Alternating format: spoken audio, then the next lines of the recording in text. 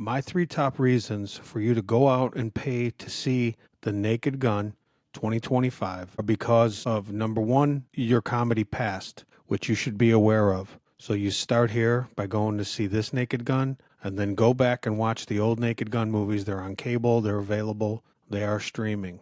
You have to connect with past comedy. So whatever age group you're in, if you're younger, you may never have encountered a free comedy atmosphere that was shut down a few years ago. I don't know, 10 years ago or so, maybe 12. So you may not remember much of when everybody was free to make fun of each other. By the way, please do subscribe and please play one of my playlists while you're driving to work or leave it playing for your dog at the house on the big TV there. So go and see The Naked Gun so you can ease back into freedom of comedy.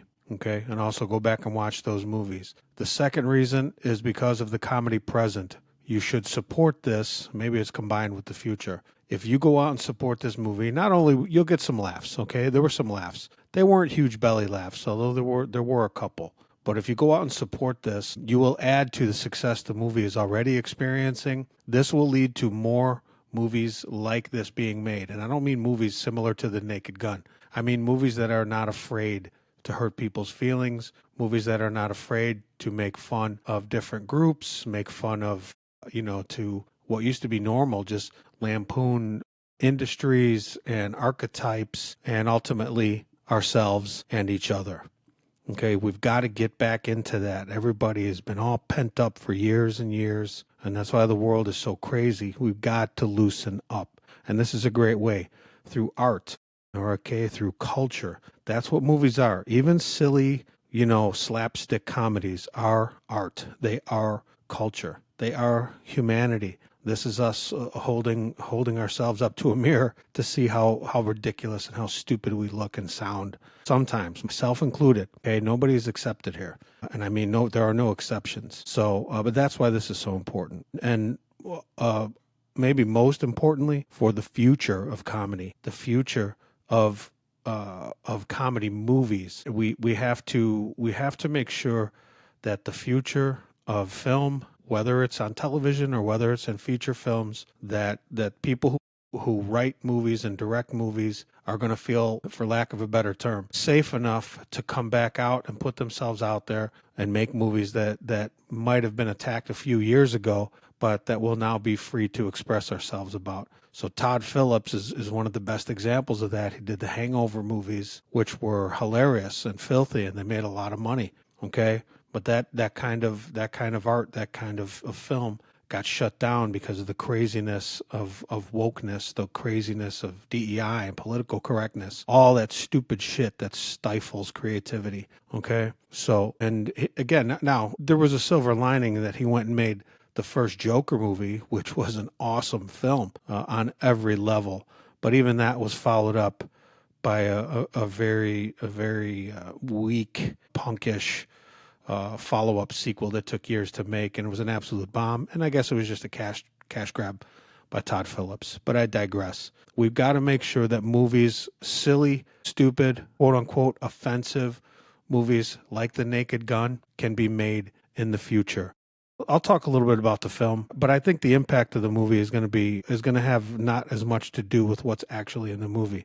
It's a pretty boilerplate, very similar to the original Naked Gun movie. You've got this oafish, completely unself-aware Detective Frank Drebin from Police Squad, this group of the Los Angeles Police Department. But anyway, he's this buffoon, and he does everything wrong, and he's very wrong about everything, played by, of course, the great Liam Neeson. So he's a big guy. He's a serious guy. We've seen him pick people apart for decades, a lot like Leslie Nielsen in the original movies, who was a very serious actor and a very successful serious actor. Now, I'm not going to, Liam's timing is a little bit off because he's struggling with the American accent, and he's struggling doing these silly things and silly lines. But it's good. It is acceptable. Okay, for what it is. So it's very similar to the old movie where Frank Drebin is pitted against a billionaire, evil billionaire, who's trying to, take over the world, for lack of a better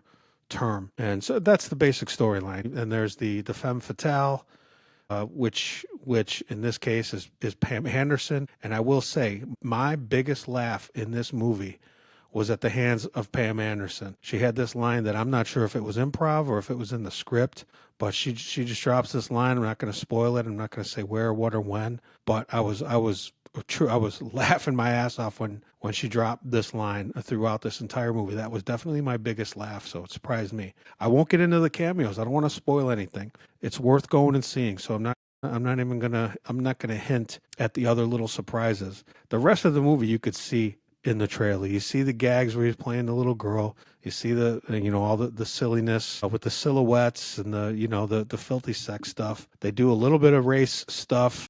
Not a whole lot. It's pretty mild by the old standard, but by the new standard, it's going to make people go, "Oh man, I'm surprised they said that." And I was a little surprised too. What I will say, there were a few groups that I guess are still protected. I guess they didn't want to go full bore, so they did pull a few punches with some groups, and maybe in the future that may come back.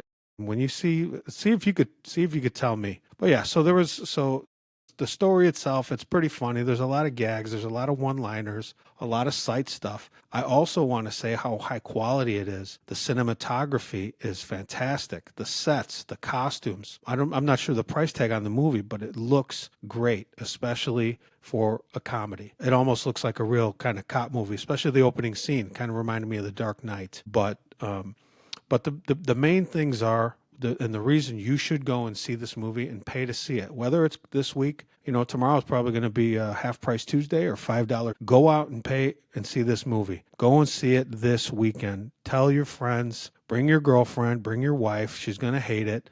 But there's a few things in there, so it's pretty good. Who doesn't love Liam Neeson? Okay, so it's a good movie. The Naked Gun reboot. Please go and see it, and let me know what you think. Let me know if you agree with what I've said, or if you disagree, or if there's something I missed that you think I should have pointed out, or my assessment of it. So that's all I have for you today. This is the Muy Macho, and we will see you down the road. So adios, later.